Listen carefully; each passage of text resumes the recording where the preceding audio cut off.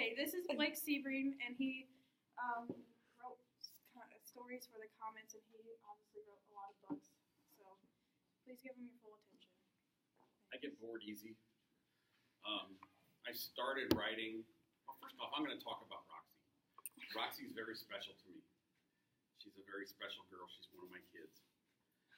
And this is chapter 36 of Homecoming Game, which is a football novel I wrote. Well, we think we've got all the momentum until we get to the locker room and watch Anthony limp in, his arms hanging over the shoulders of managers Tabitha Cohen and Roxanne Bentley. "He's done, Coach," Roxanne says. "I think it's broken." So I included her in my book. And then I killed her mother in this one. That's nice. Pretty good. I used to tell my bosses, "Don't tick me off. I'll go home and kill you." And I killed him about 4 times in that. He didn't die, though. I started writing when I was about 15. Writing is, you're learning about the basics of writing right now. Okay?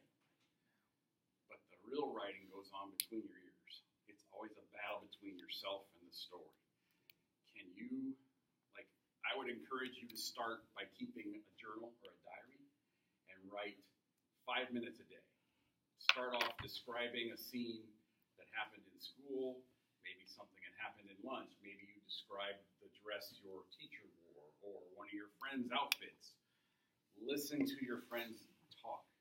That's how you learn to write dialogue. And then write for 5 minutes a day. And pretty soon, if you keep at it, if you do it enough, you're going to start to find the rhythm of it. It's like when you're reading a book and your mom yells at you from downstairs and you don't hear her because you're so wrapped up in the book. Anybody know what that's like? Or if you're an athlete and you are having the best day of your life and you're playing basketball and you can't miss and you're in the zone. Same thing with writing. If you do it often enough, you will find your own voice and you will get so wrapped up in it you don't notice how much time is going by the rest of the time, obviously. You'll just enjoy it that way. So you got to practice at it just like everything else. Just like driving a car when you're starting. You got to practice, okay? But you got to do it every day. And pretty soon you'll realize you're not doing it for 5 minutes. You got so wrapped up in it, that was a half hour that just went by. But everybody has to find their own voice, okay? And that takes time. And it takes about 10,000 words. That's a generality, okay? So by the time you get done writing a book, you've found your voice, which means you can go back and rewrite the book and start over. How I started writing books is I started with this one. And as you can see, I just wrote short stories. There's about 350 short stories in here. They're all 4 or 5 paragraphs, and that's it. And I just kept writing. And then I put them all in categories. So that, it wasn't hard because when you start to write, you work the first sentence, and then you do the second sentence. Then you start the second paragraph. You just keep adding on. And it really is as simple as that if you let it be. If you sit there and think about, I got to write a 300-page book, you'll never do it. You'll be too intimidated to do it because you'll think, I can't do that. It's like, how long do you guys procrastinate when you have to write a paper? Because, that takes forever, I can't do that. But if you start with one sentence and just build off of that, keep it simple. KISS, keep it simple, stupid. And don't let it intimidate you. You'll get it done, you'll do it better. The other thing is, too, is when you start right away and you do it, you can, we're going to pass these around. You have more time to go back and refine it and rewrite it and look it over again. Does that make sense? Second book I did was Legends of the Comets, and it's about all the guys up to that point who had their number retired. And that was easy, or it was easier because I did 10-page biographies. So I didn't write a 250-page book. I wrote 10 to 15-page biographies. So you find tricks to keep it simple, just to get started. And then when I got done with that one, I had so much fun that Bob Chase asked me to help write his biography, which was me sitting in Bob's office for 3 hours a week listening to him spin stories. Now that one we thought we'd have a lot more than 300 or 250 pages, but we got to the point where Bob was starting to repeat the stories.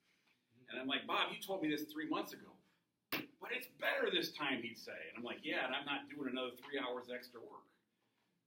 So we stopped at 250 pages. Now, I'm doing another book on Bob, the same book. I've added 18 chapters to it. It's going to come out in October or November. It's 18 extra chapters. And it's mostly all since Bob had passed. And so we were able to do that. So, okay. So after that, I did Lloyd Ball's biography. Anybody know who Lloyd is? I know you do. He's an Olympic volleyball player who played in 4 Olympics. He's the first male athlete in U.S. history to play in 4 Olympics. And then we wrote this one before the 4th Olympics, and then they won the gold medal. We had a publisher. He screwed it up and told us he couldn't make it happen. So we were disappointed. And then he won the gold medal, so that suddenly the book became a lot better. So at 3:30 in the morning, when they beat Brazil in Seoul, Korea, and I screamed loud enough to wake up the neighborhood, I think, because I was so excited that they had won, because I knew that helped us with the book. So we're doing another one of his, a 10-year anniversary as well. The Lake Effect is my first novel. It was my swing at a great American novel, trying to explain, life in general. And my theory is, if sometime between the ages of 22 and 32, there's going to be a moment in your life where something's going to happen. And after that moment, you're going to be an adult. Now, only you can define it. It could have happened before that. It could have happened after that.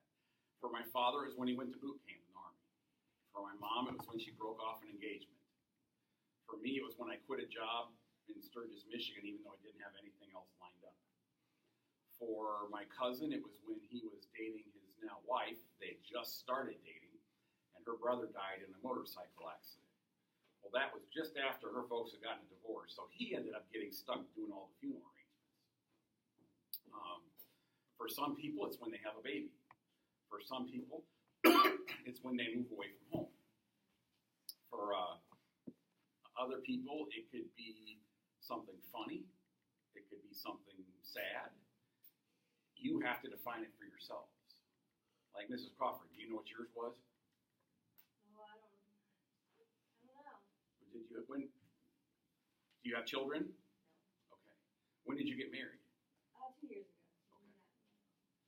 Okay. You're not past 32 yet, are you? I am. Oh, okay. I'm older than I look. Okay. But the point for the book was, if everybody has those experiences, and you can go home and ask your parents about it, and they'll tell you, oh yeah, they just never thought of them that way.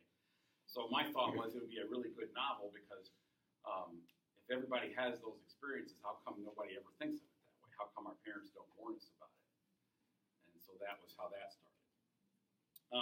Then I've started writing Homecoming Game, which is a football novel. It's about a small school in a small town, sort of like Huntington North, where these 2 kids win a bunch of football state titles, and then they walk on at Purdue. Although it's not called Purdue, it's called Indiana Western. And it kind of evolves from there. It's not a ton of football. It's more about the people. I'm really big on, even when I cover sporting events, you do not write about the game as much as you're writing about the people who played the game. Nobody's going to remember the score in 2 weeks. They might remember the story behind the game and how that happened. That said, I wrote a book called Fort Wayne Sports History, which includes all of Northeast Indiana. And it was this was after, just before Bob Chase passed, because he wrote the foreword. But Hilliard Gates, a lot of Northeast Indiana legends had passed away, and I was worried we were losing all this history. And and I wanted to put it all in one spot so we couldn't lose any more of it. So So that's why I did that. Now, to write the Northeast Indiana sports history, you'd have to write 1,500 pages and charge $50 a book. So I woke up one morning, and I really believe this was a tap on the shoulder from God.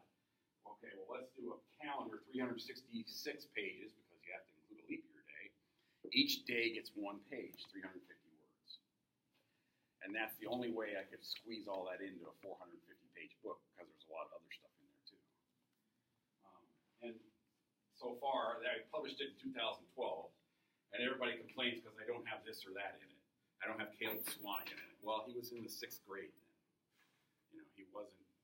Everybody always complains. Everybody always complains. You gotta learn to ignore it.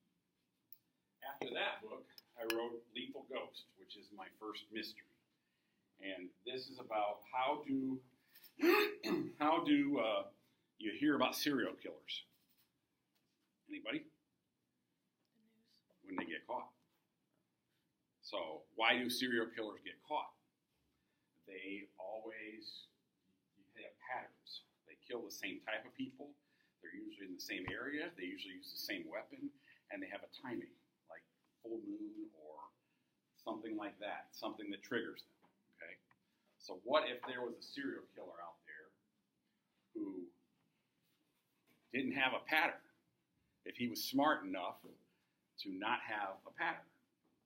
Or maybe he killed in different areas, killing different people, using different weapons.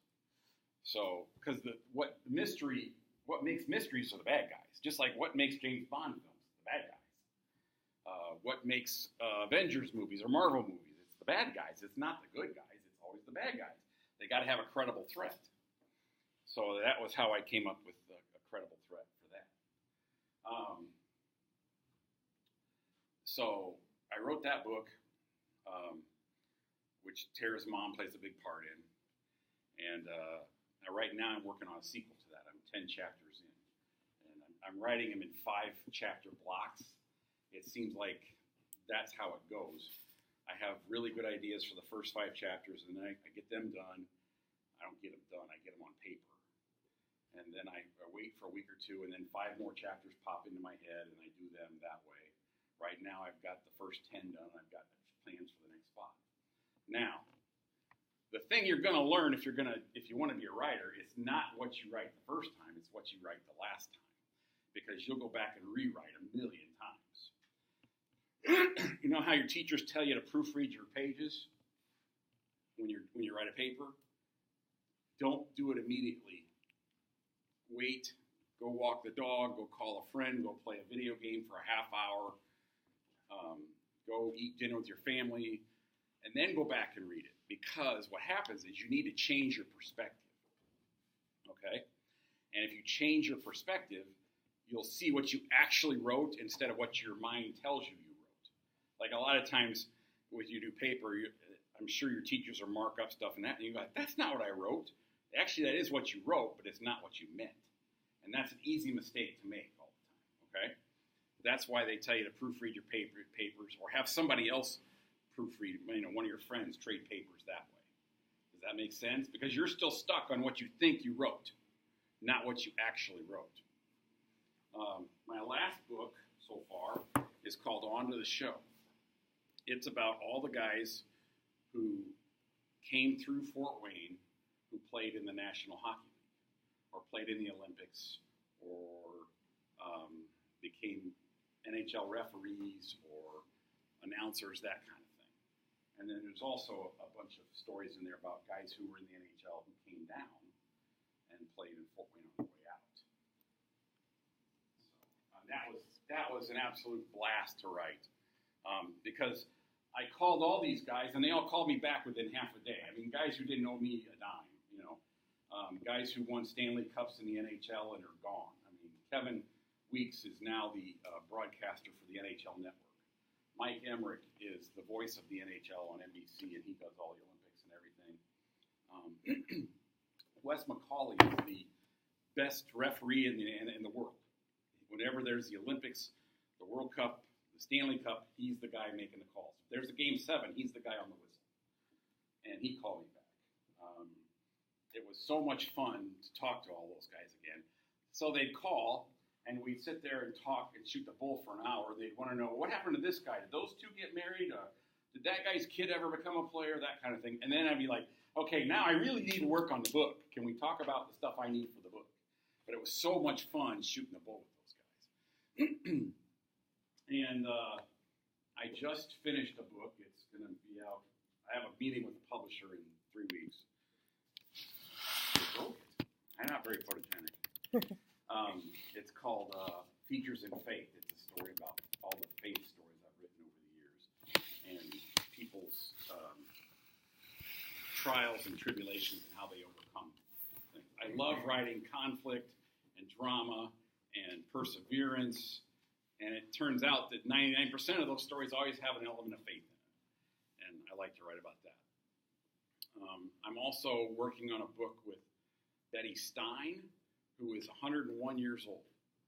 She has written 37 years of columns for the News Sentinel before we went out of business, essentially.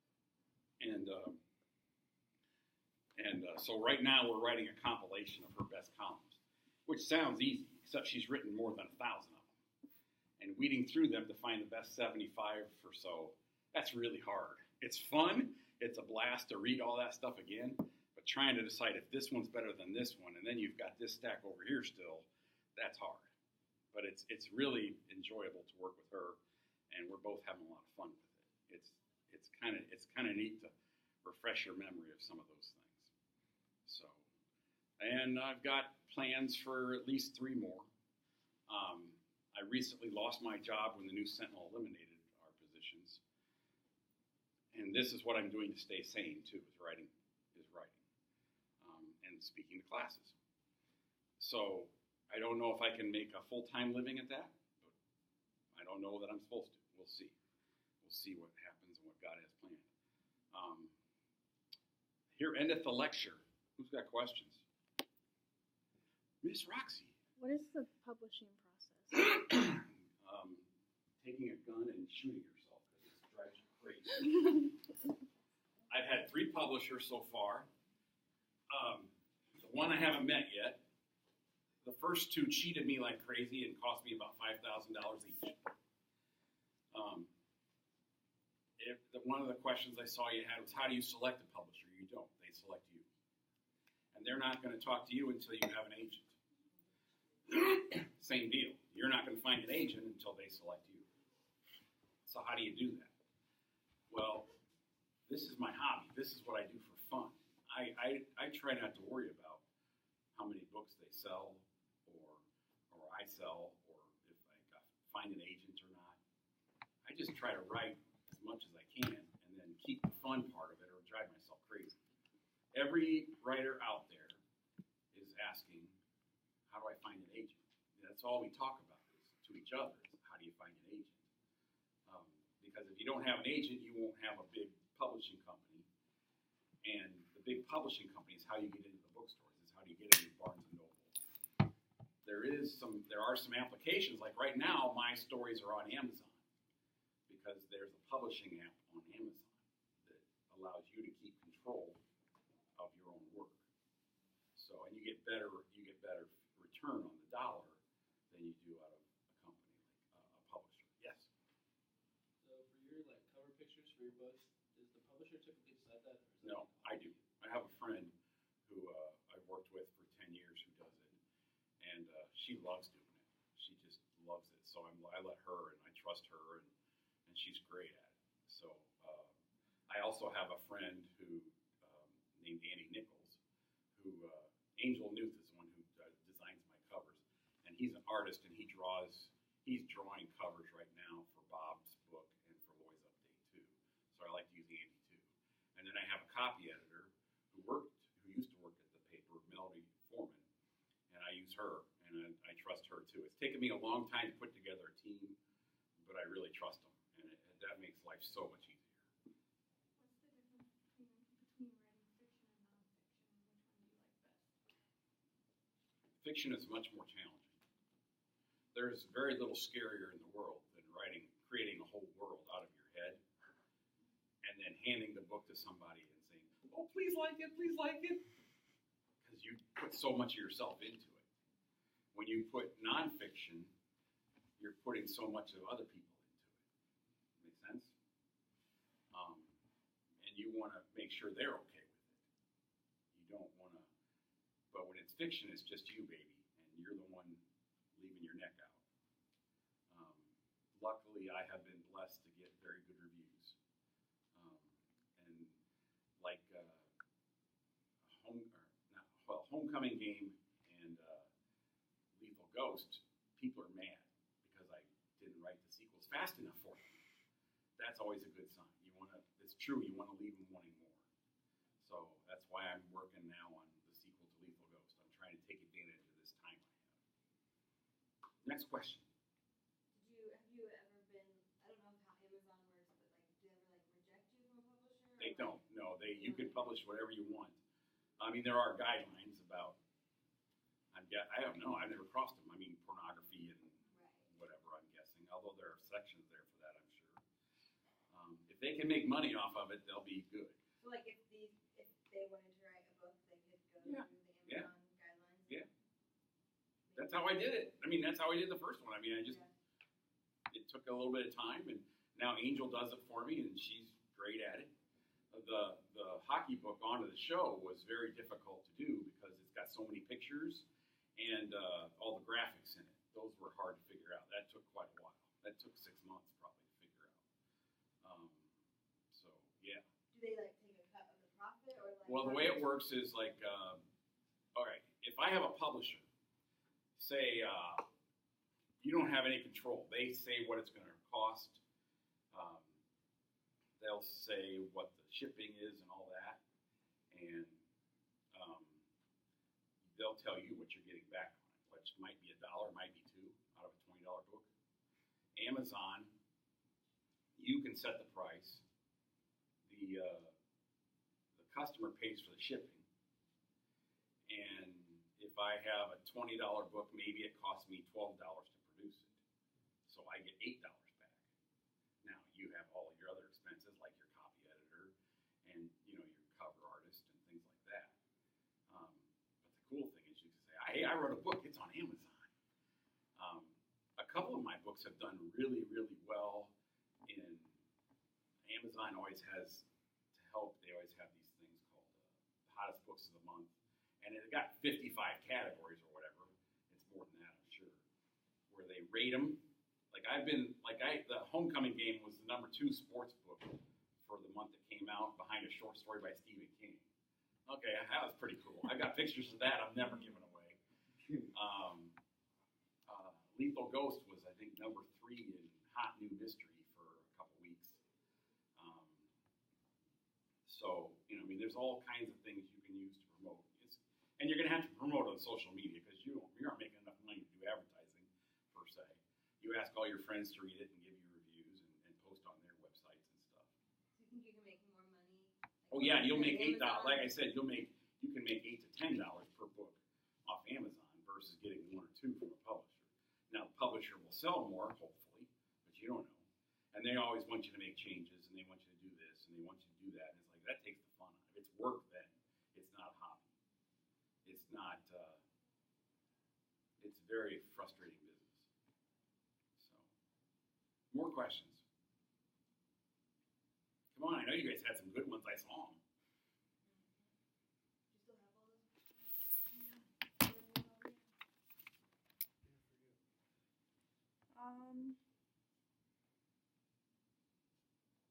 You'd much rather answer questions in lecture. Somebody said, "How much money do you make if you want to answer that off of doing this?" Well, as a journalist, I made approximately $45,000 a year. And now I've been at it for 30 years.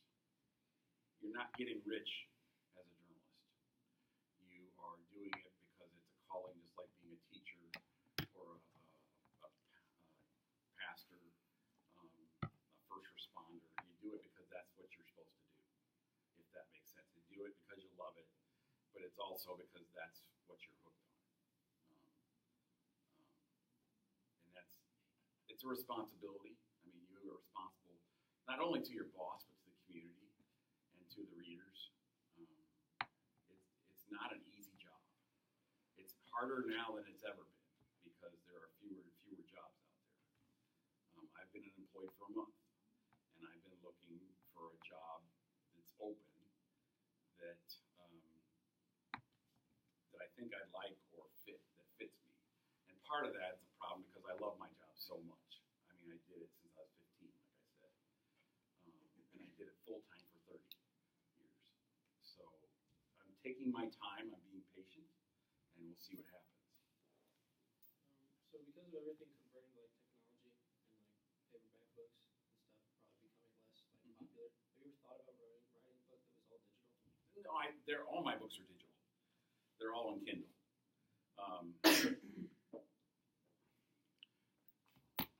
You try to write like you got. First thing you have to remember: every story you write, who's your audience? Who you're writing for?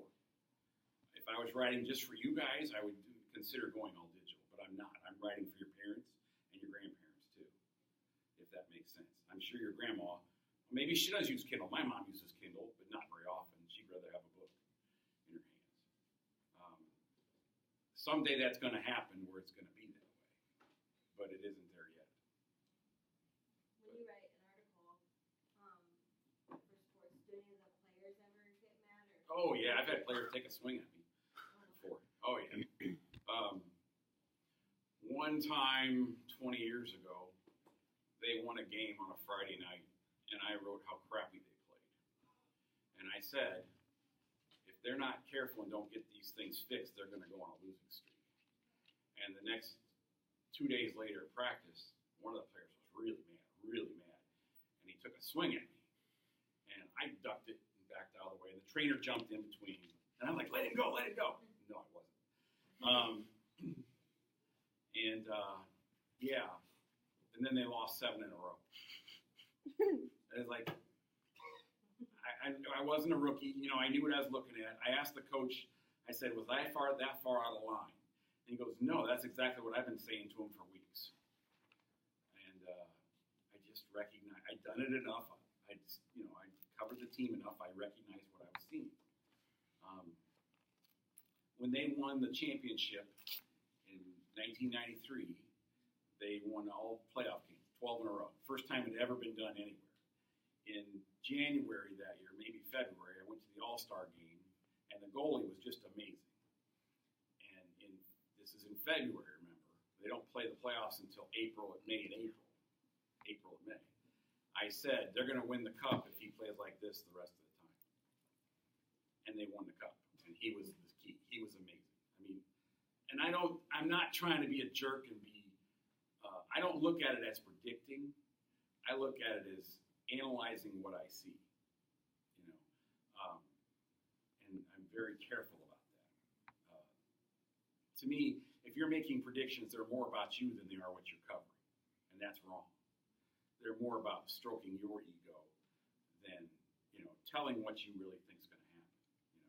Like I used to get mad, or fans would get mad at me when I would say bad things because this is what I'm seeing, and then they'd happen. And it's like, they don't ever come back and say, oh, you were right. That's not it. It's not I'm trying to pump myself up. It's what I'm seeing that's going to happen type of thing. If that makes sense. They're going to vocation. Oh, okay. They're not just walking out on you. I've had that happen before, too. So you got to get really deep into your subjects, but you got to also be able to pull back and be objective and report on what you see. I did it for 30 years. I mean, I pretty much could guess what was going to happen. Like last year, they were around 500 through Thanksgiving, and all the fans were upset. They should be so much better than this. I'm like, yeah, shut up. They're going to be great in December. They won like 11 in a row. I mean, it's just that the pattern that I saw. It wasn't about me trying to be right. It was like, no, this is what I'm seeing, and this is what's going to happen. If you do it often enough, I'm sure Mrs. Crawford, if she's taught long enough, there are rhythms to the school year. I mean, exactly. So same thing, rhythms to the season too. So. How long was the longest book take you to write? Oh, how long was the longest it took you to write? Good one. Fiction takes twice, 3 times as long as nonfiction. When I write a nonfiction book, I look at it as I'm working with the people that I'm writing about. When I'm writing a fiction, it's all in here. And you only get one shot at publishing a book. You don't get to go back later and say, oh, I got to fix this, this, and this. By then, people have read it. That's too late. So that one thing I do when I'm writing a book, especially a fiction book, is I'll put it aside for 6 months. You know how I said when you do your papers, go change your perspective? I'll put it aside for 6 months, or I'll give it to Melody to start working on. And then I come back and say, oh, there's a hole.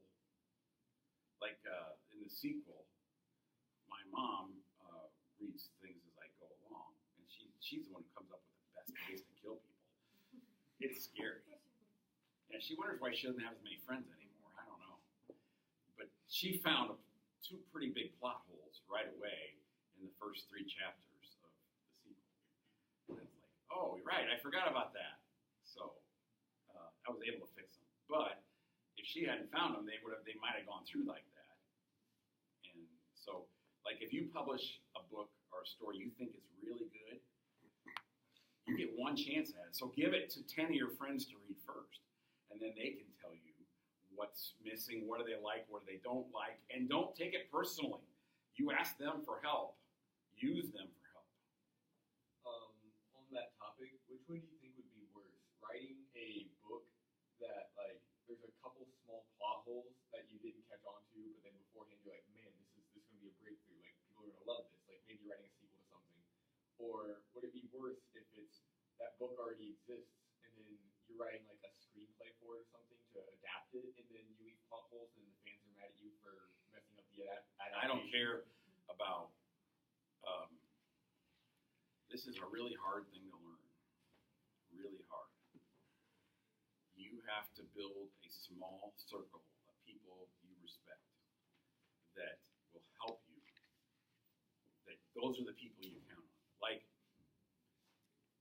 my dad passed away a couple years ago, and now I think a lot about him, and I think, okay, what would he do? And if I decide that if he would have been okay with something I do, I don't care what anybody else thinks.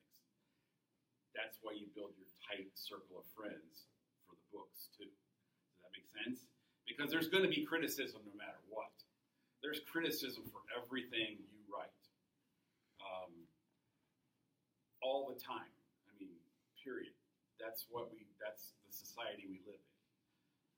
You better be able to handle that, or ignore it, or have an answer for it. Some of it's good. Some of it's positive. Some of it is useful. Not all of it. Maybe 10% of it, okay? But you have to be able to stand up to it. Like, I got to the point covering the hockey team, I really didn't care what anybody else thought. I knew I was right. And I don't mean that to be arrogant, but it's like I knew what I was seeing, you know. And the Comets fan base turns over about every 10 to 15 years, where you've got half of it is new, because it's like you guys weren't fans in 1993. You weren't even born in 1993. So those stories are new to you. But you guys all every fan comes into it. It's kind of funny. They all have these own little parts of it where they go through the process of being a fan. Make sense? I've been through that 3 times, you know. And I'm not a fan, but I understand it from experience. Just like whatever you choose to do in life, hopefully, the longer you do it, the better you get at it. Because you know the shortcuts then. You know the trends. More questions? Roxanne, do anything on that list stuff? He basically answered them all. So This is not my first rodeo.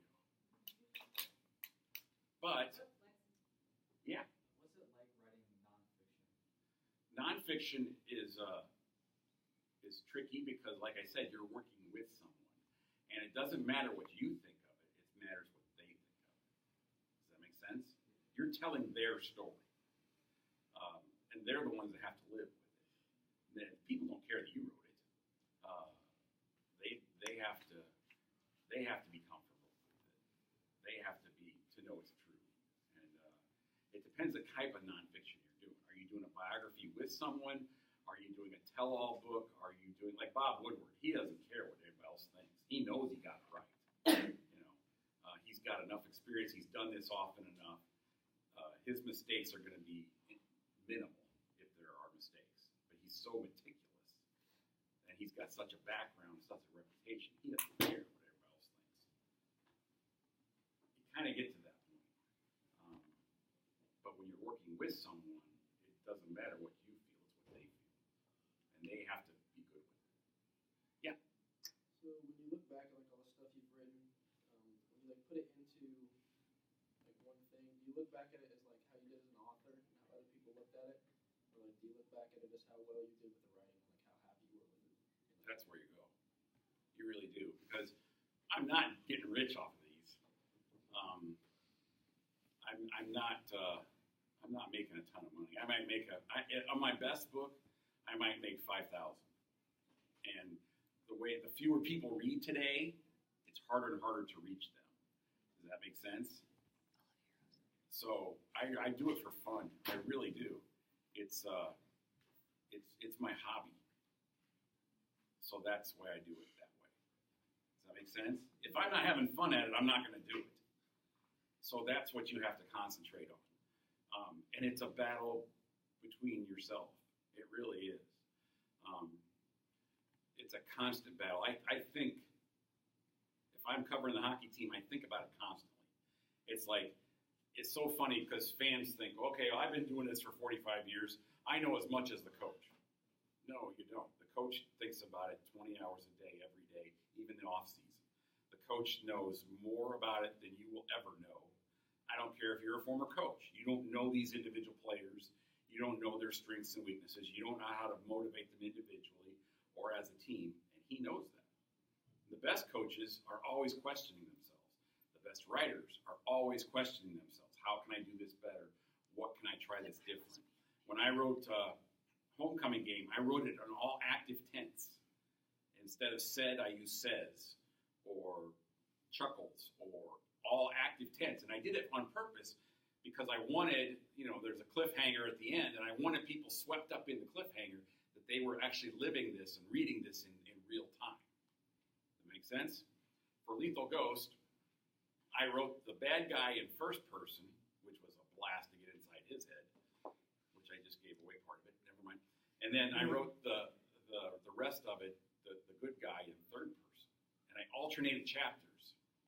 And what was really fun is there's a few chapters where they cross over into the other chapter. So it was bad guy, good guy, bad guy, good guy, bad guy, good guy. First, third, first, third, first, third. It was a writing exercise. And it worked. But it was fun. I mean, I try to write the books to challenge myself as a writer, that it ends up helping me as a journalist. Because now I've got the confidence, I've written 10 books. So that means something. I've earned that. And it's not what I've earned from the audience, it's what I've earned for myself. Does that make sense? Nobody can take that away from me because I fought hard and struggled and learned and improved, and I earned that.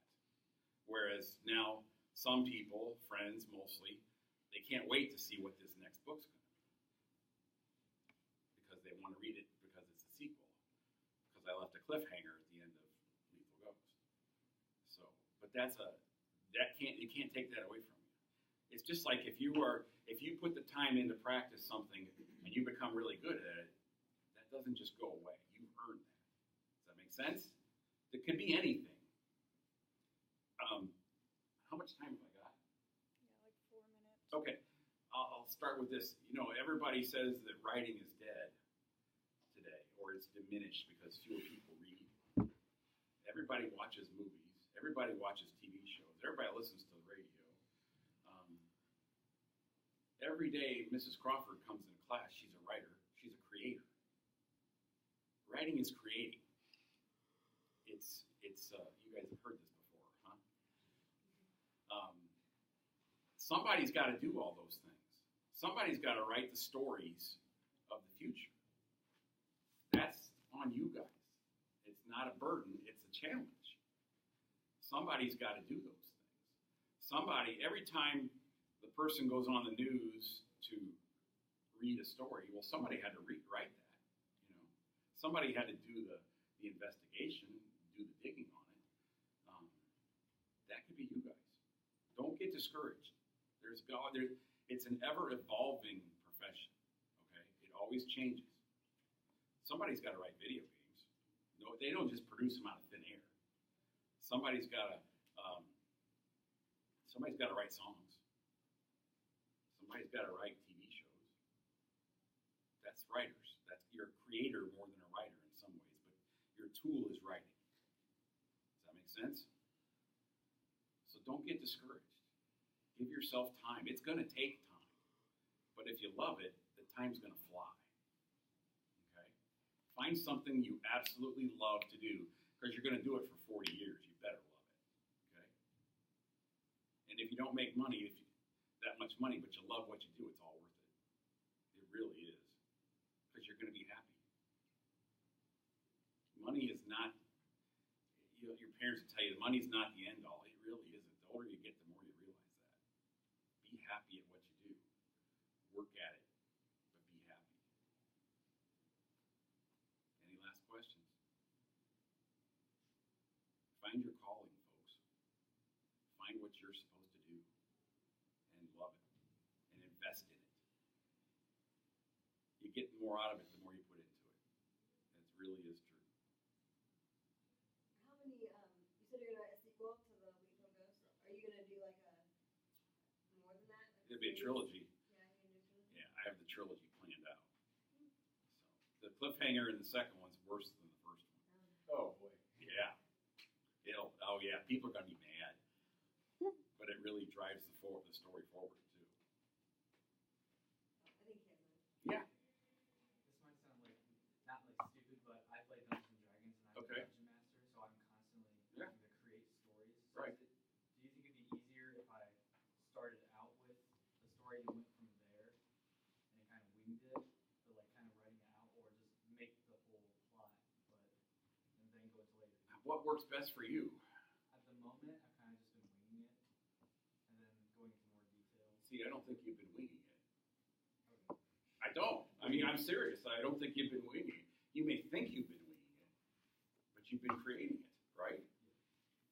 How can you wing that? You got to plan it sometime, right? Yeah. Maybe you plan it day to day instead of the overall arc, Okay. but you're creating it. Okay. There's no right or wrong way to write. It's up to you what works best for you. That's like I said in the beginning. Keep a journal. Write for 5 minutes a day. Then the next week, write for 10 minutes a day. Then the next week, 20 minutes a day. Pretty soon, you're going to be realizing, oh, that's an hour. I just missed it. What happened? You were writing. There's a rhythm to it. There's a process. You have to write so many words before you can catch your voice. Learn to accept your voice. Trust it. That's really, really hard to do. So, thank you.